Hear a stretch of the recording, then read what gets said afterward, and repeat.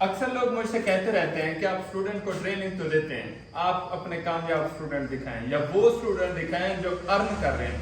चलें आज मैं पहले आपको दिखाता हूं। पहले देखें ये स्क्रीन, ये सेल है जी 6,28,865। ये आप दोनों की है। इधर आ जाए।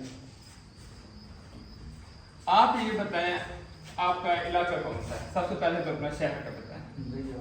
लिया। लिया में कहां से? ये जी लिया का नौजवान है कोट सुल्तान से, ठीक है। और आप? झंग से।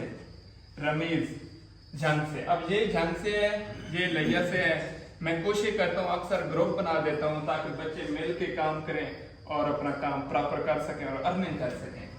ये आपकी सेल है कितनी है? 7 अगस्त की 6,28,000। 6,28,000, ठीक है। इसमें आपका प्रॉफिट मार्जिन कितना है?